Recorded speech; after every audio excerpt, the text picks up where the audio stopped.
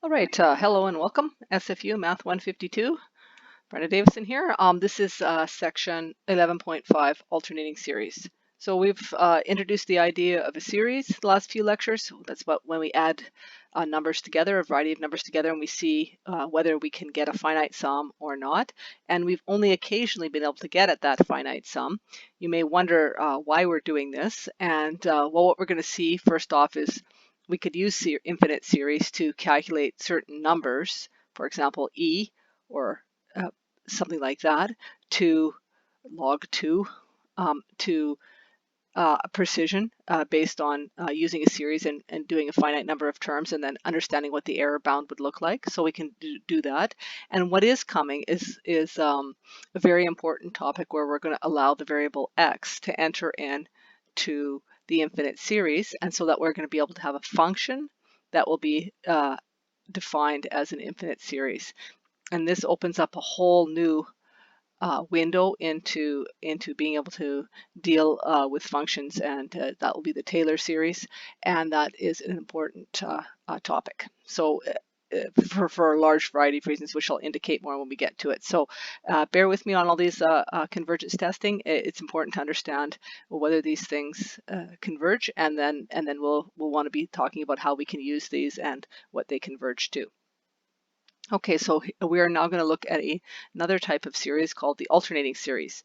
These are ones where the term is positive and then negative and then positive and then negative, like that. So they alternate back between the terms being, so just like what you can see below here, the terms are first term is positive, second term is negative, third term is positive, fourth term is negative, like that. So the sign of the terms alternates back and forth between plus and minus. That is an alternating series. Okay, so we have already seen, remember, and I am on a mission, the harmonic series. The harmonic series diverges.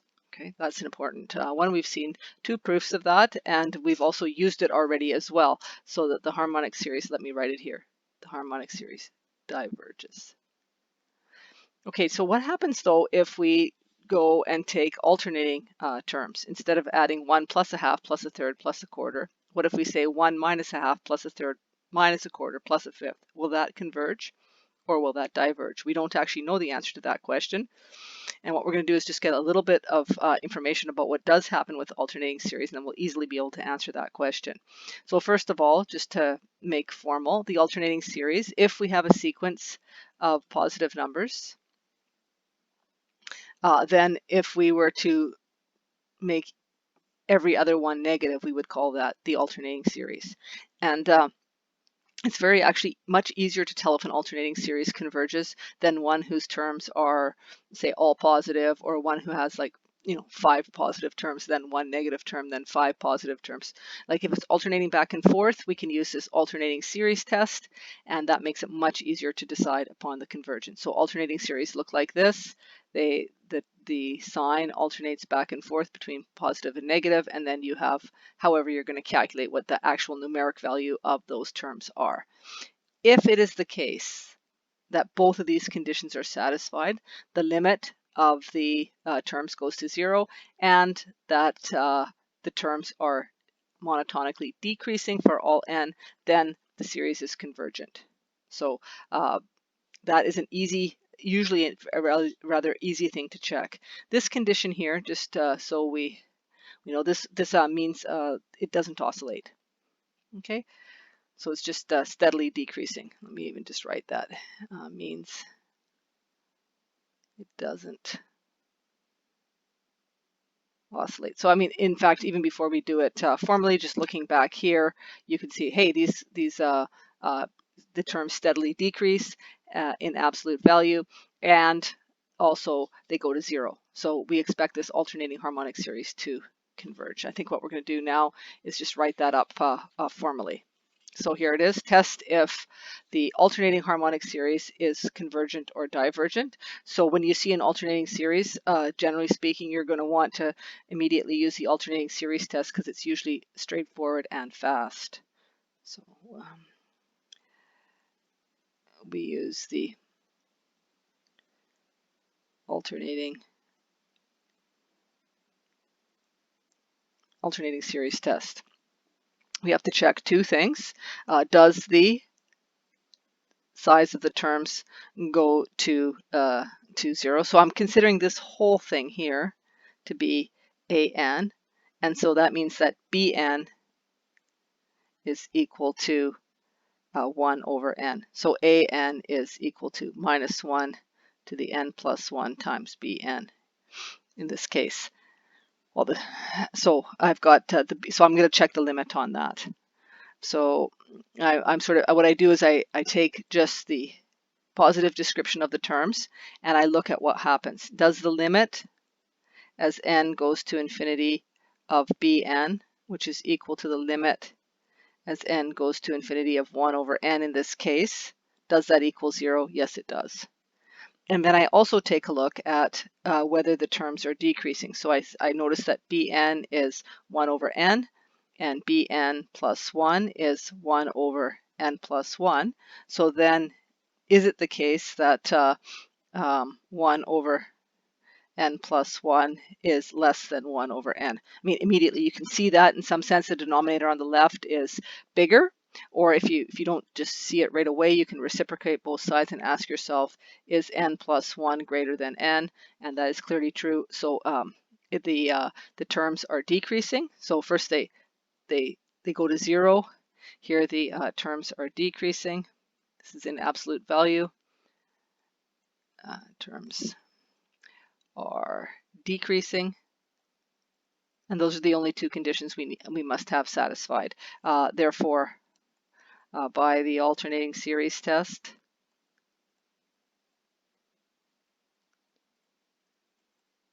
this function converges. This series, sorry, let me say it that way, this series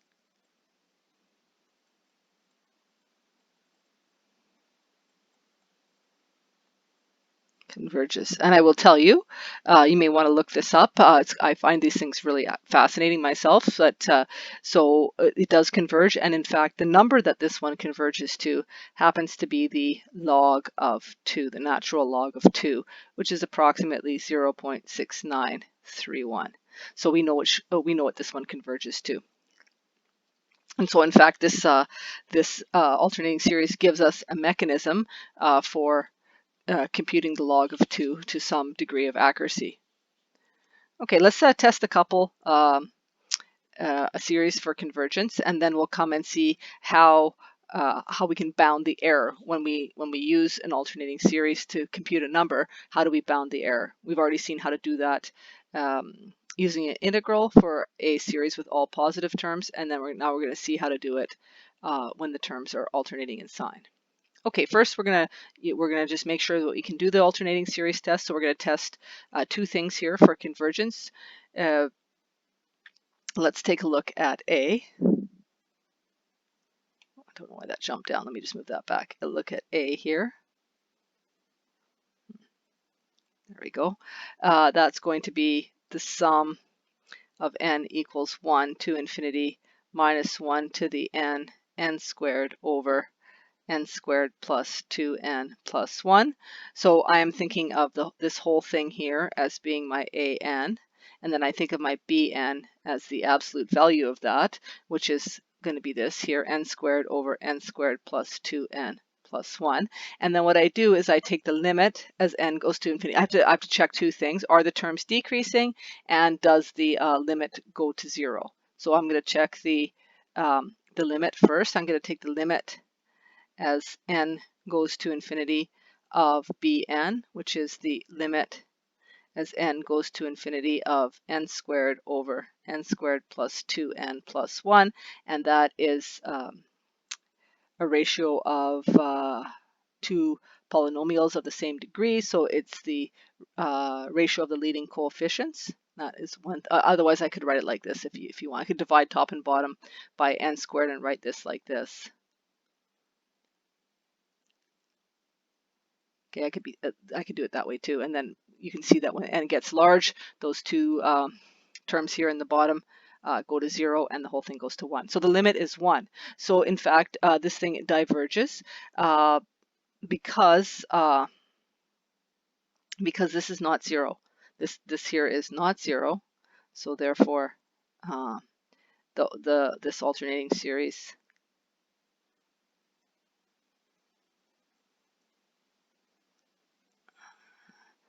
diverges. Okay, so we're done. Yeah, that's it. Nothing else to say. We obviously don't have to test the other condition. It's failed on one of them. Okay, let's take a look at the next one. B, we'll take the sum as n goes from 1 to infinity, minus 1 to the n, times pi by 2 minus arctangent of n. Okay, so I'm just going to remind you of what the graph of the arctangent function looks like. It is looking like this, like that, where this thing here is pi by 2, and this asymptote here is minus pi by 2. So this is the arctangent function, x and x. Of course, when we have the arctangent of n, we are just looking at the positive integers. So we're only considering these ones here, like that, for when we're saying arctangent of n. But I'll draw the continuous version there. Okay, so I can easily then notice that the limit as n goes to infinity of arctangent n is pi by 2. So that means, of course, that the limit as n goes to infinity of pi by 2 minus arctangent of n is equal to 0, pi by 2 minus pi by 2. So we have the first condition of the alternating series test satisfied, right? We have the, so basically we've showed here the limit as n goes to infinity of bn equals 0 is satisfied. So the next thing to do then is to check is bn plus 1 less than bn for all n. So that's the same as saying is, for this case, it's saying is pi by 2 minus the arctangent of n plus 1 less than pi by 2 minus the arctangent of n.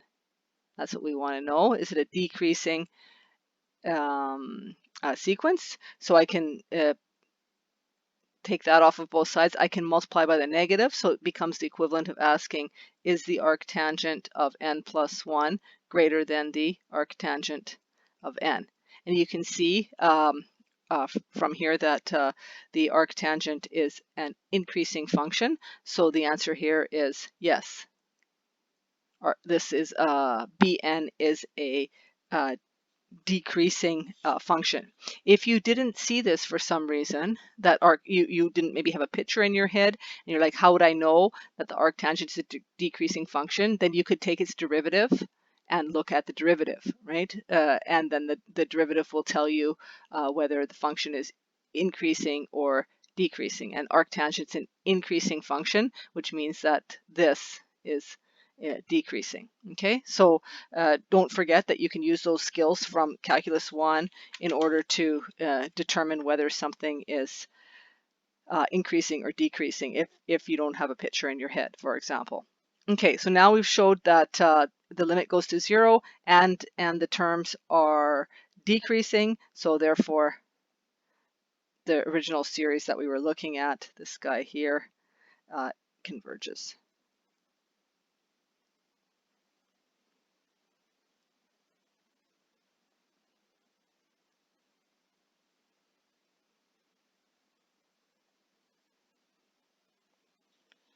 Okay.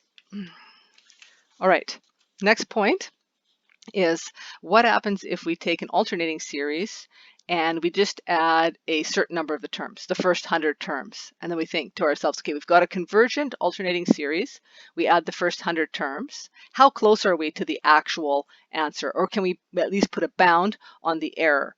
And it's much easier to do it to do that again in the terms of these alternating series than when all the terms are positive. And this is how we're doing it here. So imagine we have an alternating series. It satisfies these two conditions. What is that telling you? It converges. It makes no sense to bound an error if it doesn't converge. So that tells you it converges. And then this is just telling you simply that the error by stopping after a fixed number of terms is less than the first term that you don't include. That's super easy. Okay, that's it. So we're going to use the fact, and this, I want you to start noticing these sorts of things. I mean, look at this. We got this fabulous number here, E, and suddenly we're seeing it as coming out from an alternating series with a factorial. We're going to see how this comes about soon, but it's, I mean, this is super interesting way that all of these numbers are being tied together. So we're going to use this fact that we're being given to compute the reciprocal of E to 4 decimal places. Okay, so I'm just going to write out in words what this statement is telling me. Here I go. When you are approximating the sum, okay,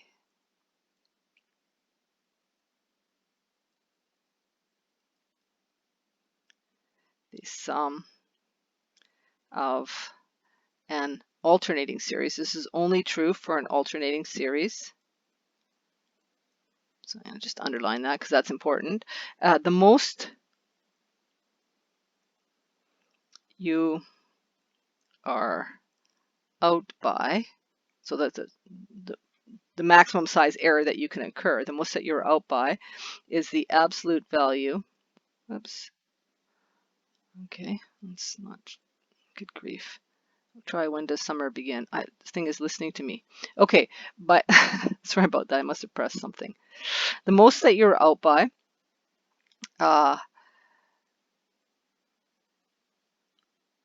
is the absolute value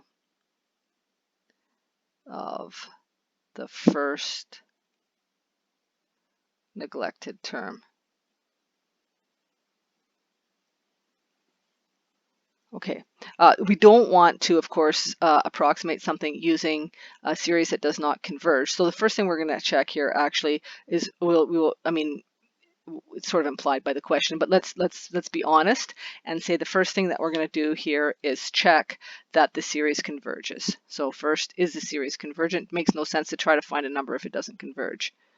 First, is the series convergent?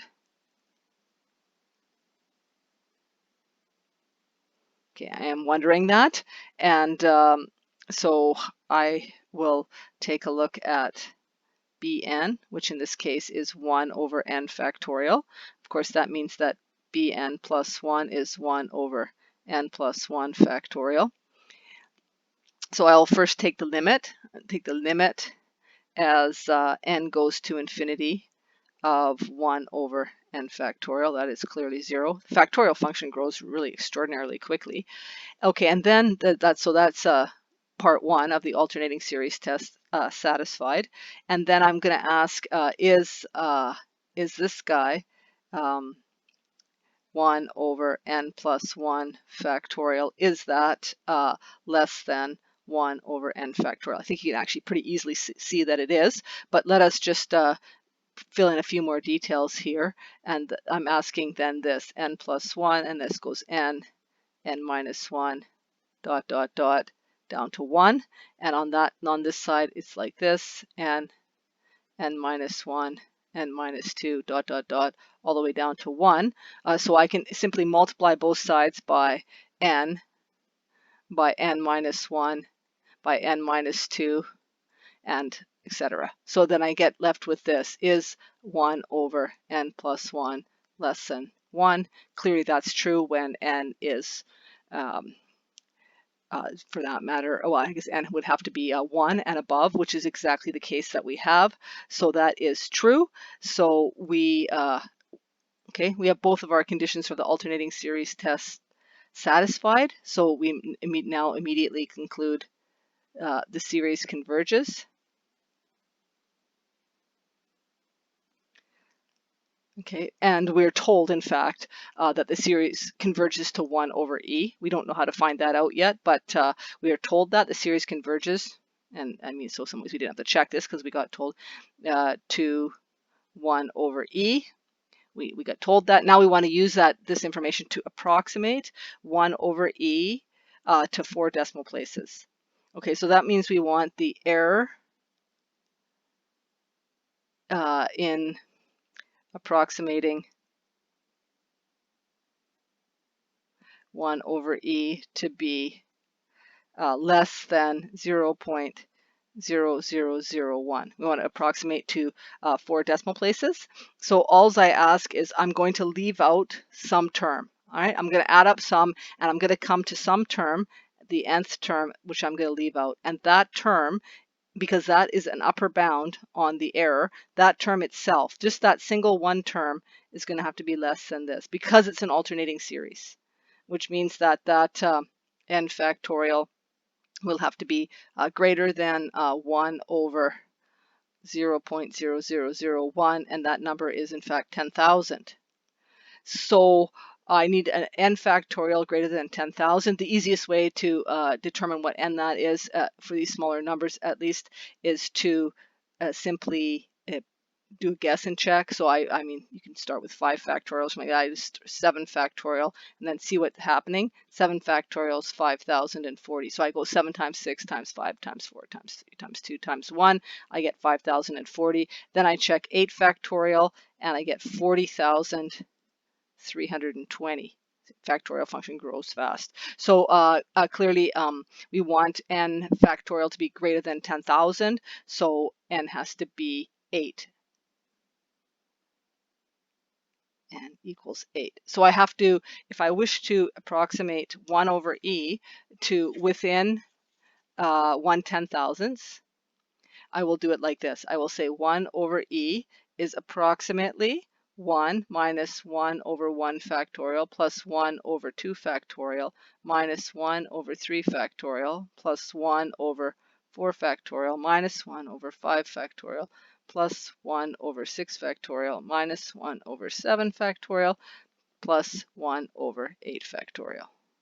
Okay, and then I will be guaranteed that my answer, the error in my answer is less than 1 in 10,000. So I make this calculation right here, and I compute that 1 over e is approximately 2119 over 5760. That's it's a rational approximation to an irrational number. And if I put this fraction into a decimal, I get this thing here. I put that line there. You'll see why in a sec. I got this, the thing here.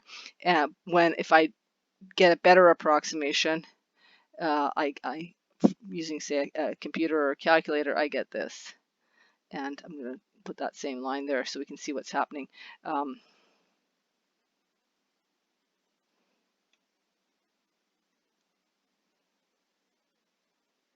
Okay, so these are the same. Okay, so I've got my the thing here is differing first at this point here. So I've got a approximation to the level that I requested by understanding what bounds the error in an alternating series. That's it, folks. That's the alternating series test and the error bounds. This is a short lecture, and we'll be back with some more ways of determining series convergence, which will be the ratio and the root test. Thank you. Bye.